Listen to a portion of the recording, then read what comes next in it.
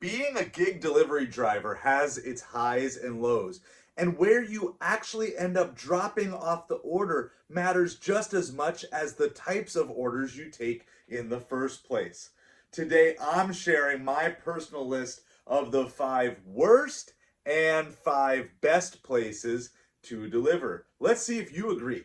Now, of course, I'm going to let you know that these are all in my market. Your market may differ, but stay tuned to the end to a bonus tip that I will highly recommend for you.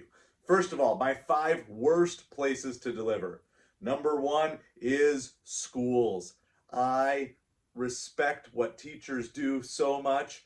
I understand that it's a difficult job, but delivering to schools always seems to have lots of complicated steps that you have to go through. And I understand why. Security of the students is of the utmost importance. However, that also tends to be a very significant time drag that is added into almost every school delivery offer. Beyond just having to find parking, not usually feeling comfortable doing parallel parking up front and just leaving the flashers running. It's just a type of delivery that I prefer to avoid. And don't even get me started if you have to deliver there at drop off or pickup time. It's almost impossible. The second area, and this is one that will probably be echoed by many of you, especially if you do some form of grocery delivery orders, which is apartment complexes. It's not even about how large or how small the complex is. It's just the very fact of having to figure out how the apartments are numbered. So many of these apartments, I don't know how it's legal, but it is almost impossible to find out what building it is, what unit number it is. And I certainly would hope for my sake that I would never suffer an emergency in any of those places because it would be very difficult to locate.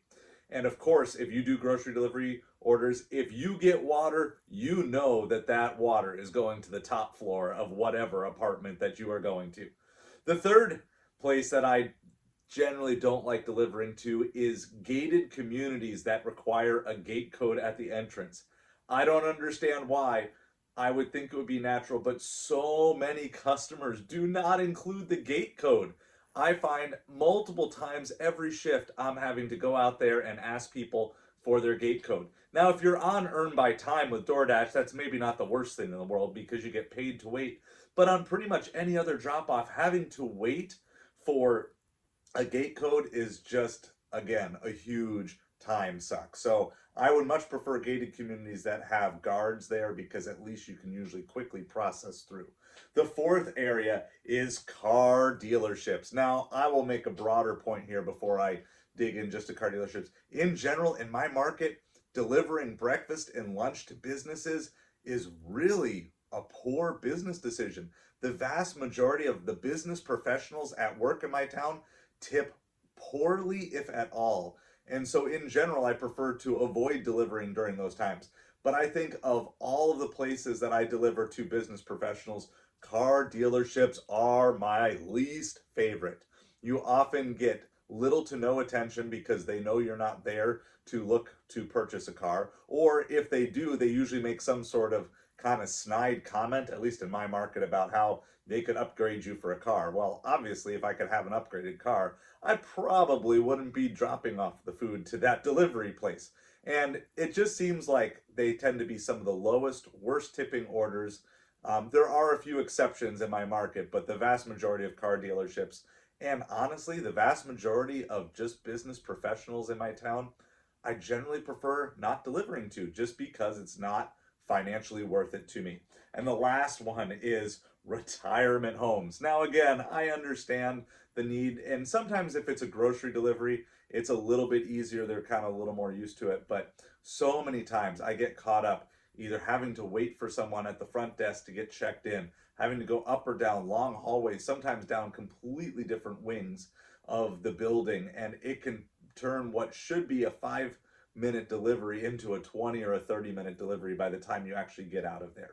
So those are my 5 worst places. Do you agree or disagree? Comment down below and make sure that you hit the subscribe button if you are looking for more delivery tips and tricks that we can give to you. Now, my 5 favorite places to deliver to.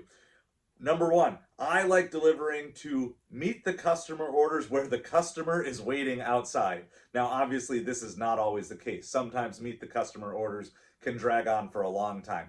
But when I have a meet the customer order and they are standing outside or waiting outside for the delivery, it is good. I like having that little bit of human interaction. I find that sometimes it actually helps. The meet the customer orders when they meet outside are often also the customers who will have an additional cash tip in hand. So that is an added bonus, but it's faster than taking pictures and uploading them.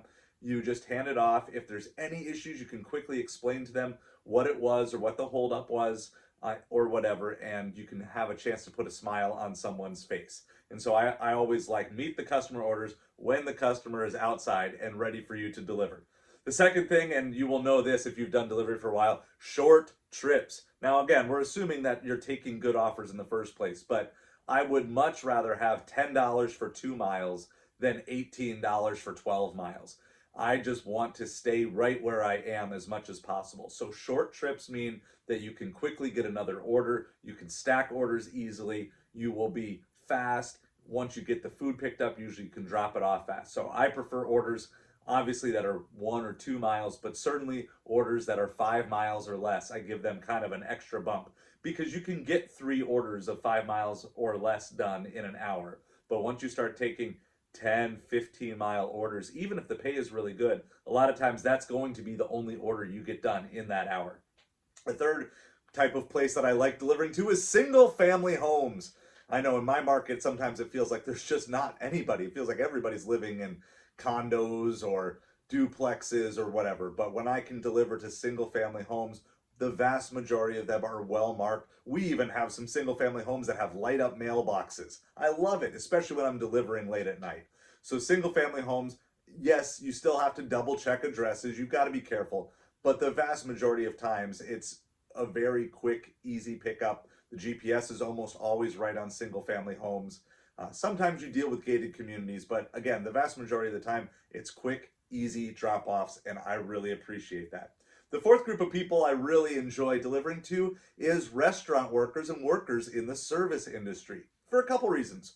One, people who are in the service industry tend to be more generous tippers because they live on tips themselves. So they understand why tipping is important. And I find that the vast majority of time when I deliver to restaurant workers who deliver on tips, they also tend to tip well. But there's a second reason, especially for restaurants, which is this. When you drop off at a restaurant, you're already set up to get potentially another order right away.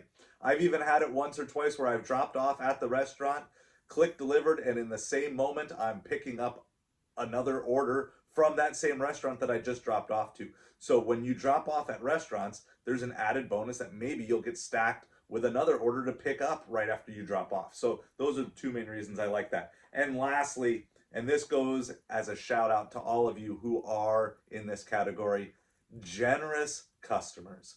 I love delivering to generous customers. Now, obviously, I love delivering to generous customers because of the tips, because of the ability to make more money. Just a couple weeks ago, I delivered to a customer who left an $80 tip on an order.